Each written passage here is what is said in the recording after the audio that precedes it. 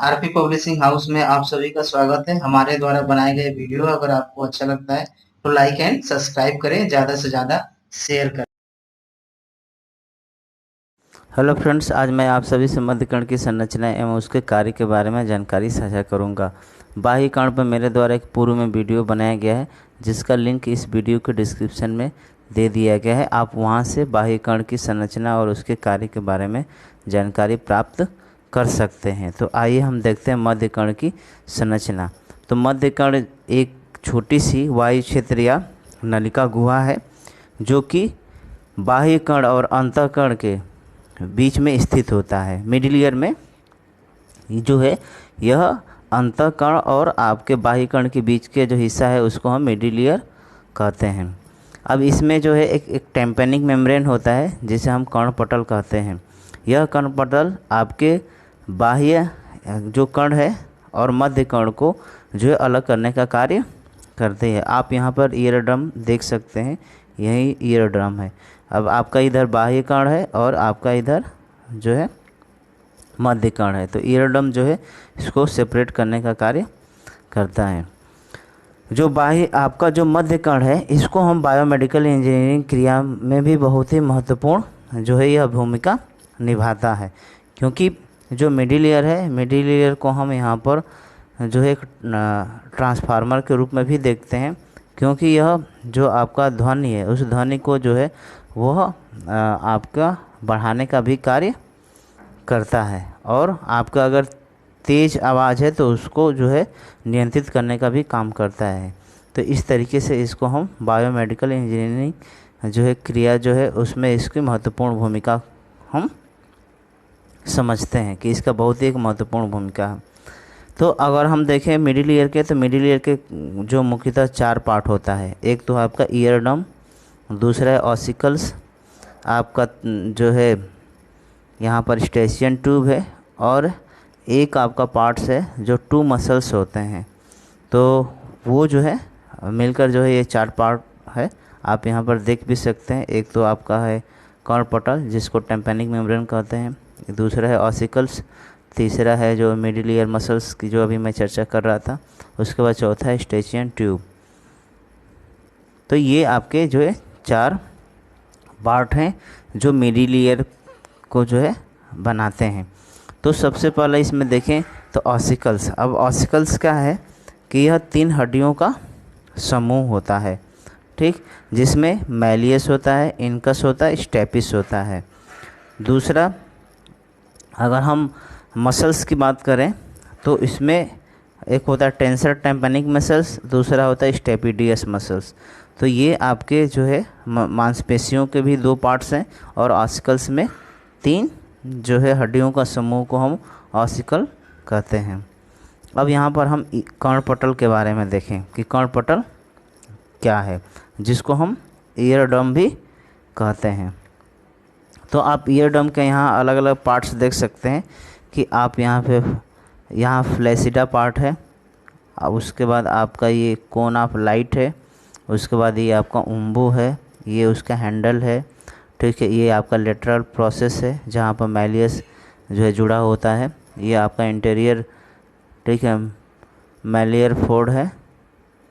उसके बाद यहाँ पर पोस्टेरियर मैलियर फोल्ड है, आपका यहाँ पर पोस्टेरियर इंटीरियर, ठीक है, क्वाड्रेंट ऑफ टेम्पेनिक मेम्ब्रेन है। तो ये आपके इस तरीके से आपका ये ईयर ड्रम का आपका ये पार्ट है।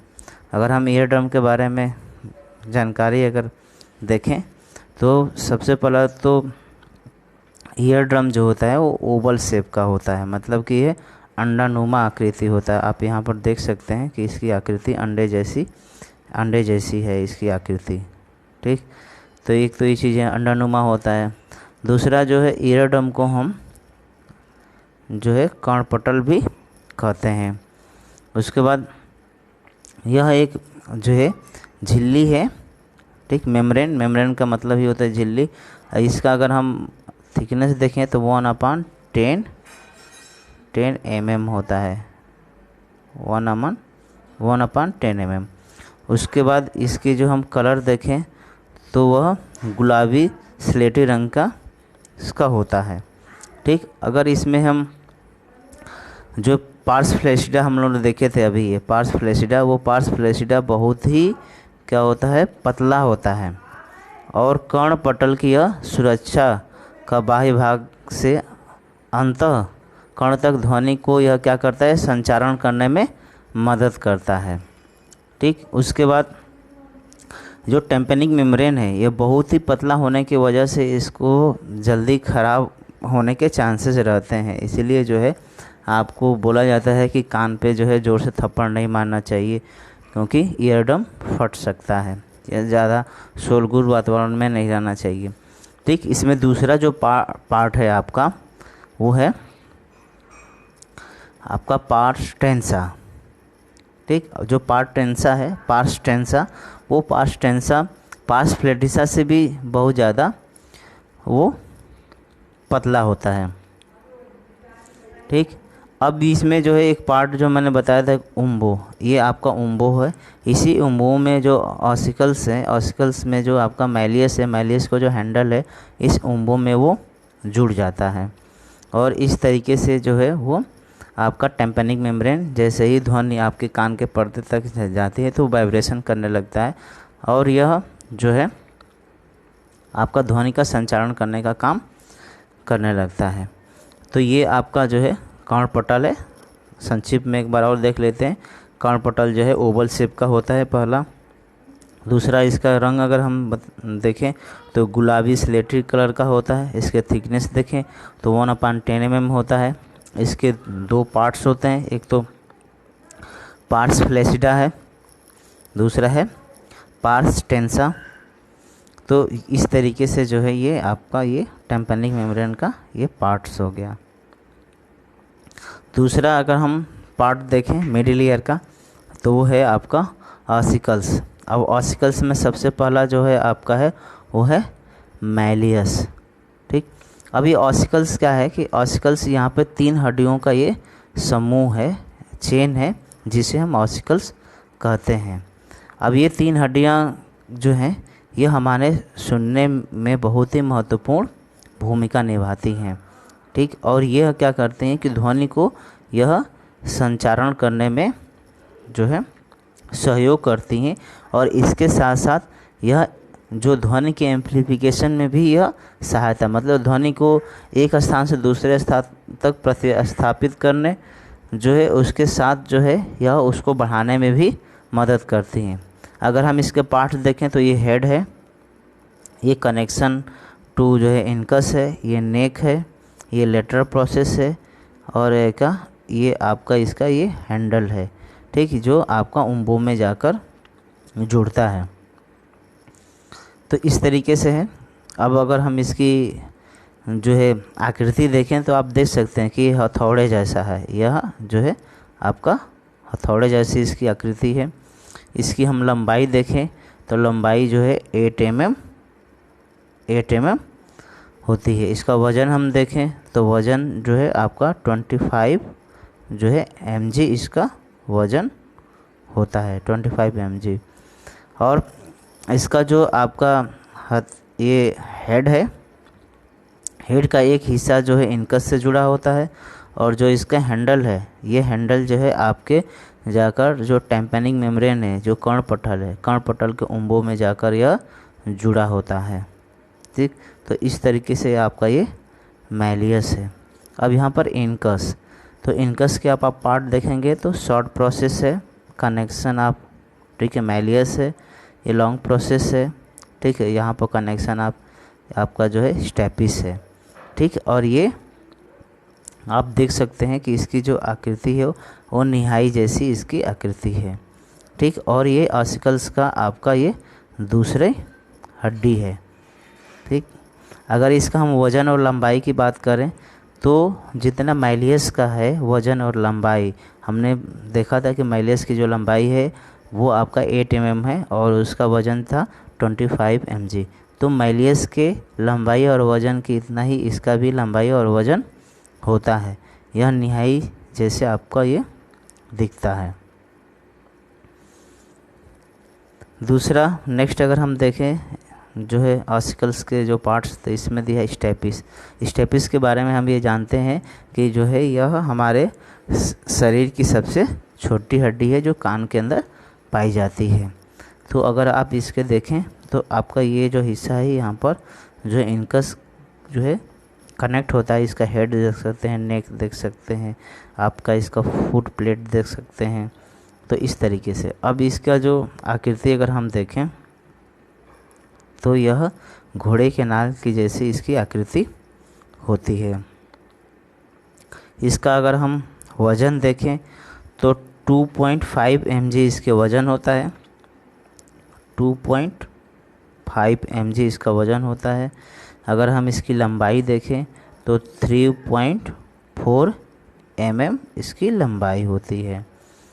ठीक, और यह जो है आपके ध्वनि को एक जो है आप कह सकते हैं कि संचारण में यह महत्वपूर्ण भूमिका निभाता है। इसके साथ जो है आपका एम्प्लीफिकेशन में भी, ध्वनि के एम्प्लीफिकेशन में भी यह महत्वपूर्ण भूमिका निभाता है। उसके बाद आपका है जो है मसल्स। अब इसमें मसल्स में 2 मसल्स होती हैं, जैसा कि मैंने ऊपर आपको बताया था कि 2 मांसपेशियां हैं। ठीक, अब यहाँ पर जो है पहला है टेंसर टेम्पेनिक, दूसरा है स्टेपिडियस मसल्स। ये 2 मसल्स होते हैं जो आपके मिडिल ईयर में पाए जाते हैं। तो अब ये जो मांसपेशियां हैं, इन मांसपेशियों का भी एक अपना कार्य है। तो मध्य कर्ण में टेंसर टेम्पेनिक और स्टेपिडियस मसल्स नामक जो है 2 मांसपेशियां होती हैं। इन दोनों मांसपेशियों में जो है वो टेंसर टेम्पेनिक मसल्स जो है, टेम्पेनिक मसल से वो थोड़ा सा आपका लंबी होती है और यह मैलियस के हत्थे के साथ जुड़ी होती है, जबकि आपका स्टेपिडियस मसल्स है जो स्टेपिस के पीछे जुड़ी होती है। और ऐसा माना जाता है कि यह जो अचानक ध्वनि है उन ध्वनि को यह नियंत्रित करने का काम आपका जो है ये करती हैं। तो अब ये कैसे नियंत्रित करते हैं कि मान लीजिए जैसे आप बैठे हुए हैं और कोई आपको पीछे से सडनली जब कोई आवाज़ देता है तो आपकी बॉडी क्या होती है, पूरी चौंक जाती है। तो उसमें क्या होता है कि आपका जो है कान है वो सिकुड़ जाता है। तो जैसे ही आपकी मांसपेशियां सिकुड़ती हैं तो वो जो लाउड जो ध्वनि है, बहुत तीव्र आवाज़ की जो ध्वनि है, उसको क्या करता है, वो जो है संकुचित कर लेता है, उसको नियंत्रित कर लेता है और हमारे कान को जितनी मात्रा में ध्वनि चाहिए उतने ही ध्वनि जो है, उतने ही साउंड यह आपको भेजने का कार्य करती है।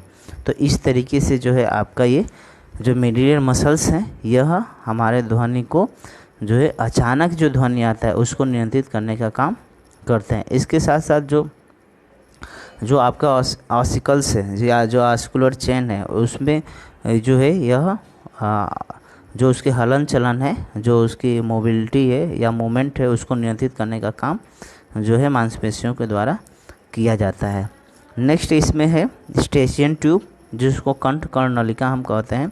तो जो कंठ कर्णनलिका है यह मध्य कैविटी में एक नली होती है जो सिर के बीच में तक जो है स्थित होती है।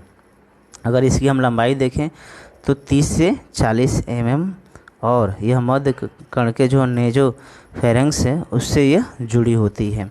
कंठ कर्ण नली जो है, जो आपका स्टेशियन ट्यूब है, यह कर्ण कैविटी में उपस्थित वायु दबाव को, वातावरण के दबाव को व्यवस्थित करने में यह सहायता करती है। मतलब कि आप कह सकते हैं कि ये जो हमारा एयर प्रेशर है उसको मेंटेन करने का यह काम करती है। उसके बाद अगर हम देखें तो 5 साल तक की आयु में बच्चों में जो है यह नली खुली होती है, लेकिन धीरे धीरे जैसे जैसे बच्चे की आयु बढ़ती है और जब वो एडल्ट एज में जाता है तो यह स्टेशियन ट्यूब जो है बंद हो जाती है।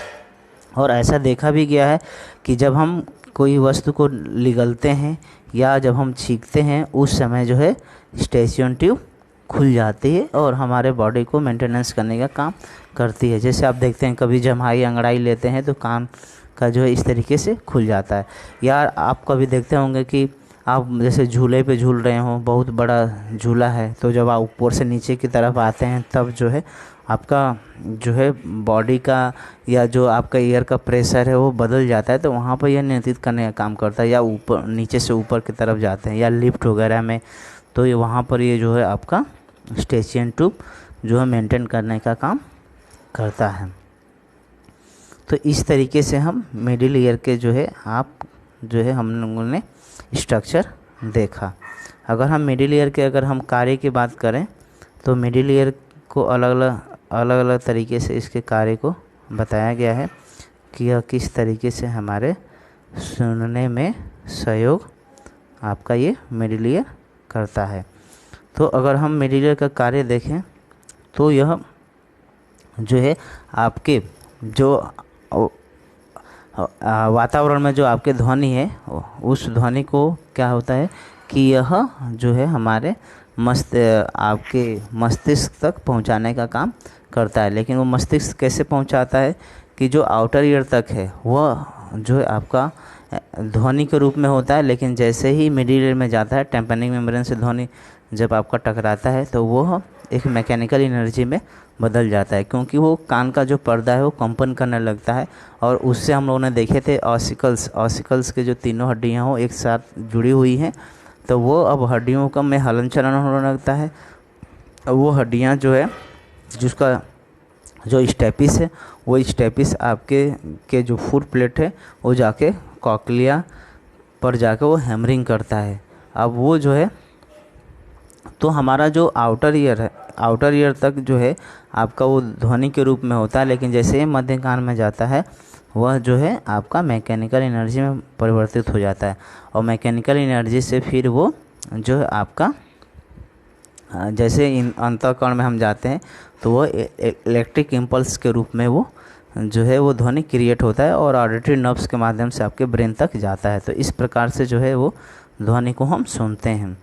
तो सबसे पहला अगर हम इसके कार्य देखें मिडिल ईयर का, तो मध्य कर्ण बाह्य कर्ण में आंतरिक कर्ण तक यह क्या करता है ध्वनि को संचारित करता है। मतलब कि आपका जो है मध्य कर्ण से जो ध्वनि है उसको आंतरिक कर्ण इनर ईयर तक, जैसे कि मैं चर्चा कर रहा था, उसको संचारित करता है। दूसरा यह ट्रांसफार्मर का भी कार्य करता है, कि जैसा मैं बताया था कि मिडिल ईयर एक ट्रांसफार्मर के रूप में भी कार्य करता है। तो ये कैसे करता है कि जो आपके मान लीजिए कभी कभी ऐसा भी आपने देखा होगा कि जब कोई व्यक्ति धीमी गति से बोलता है तभी भी आपको सुनाई देता है उतना ही, जब आपका तेज़ गति से वो बोलता है, तीव्र लाउड साउंड बोलता है, तभी भी आपको सुनाई देता है।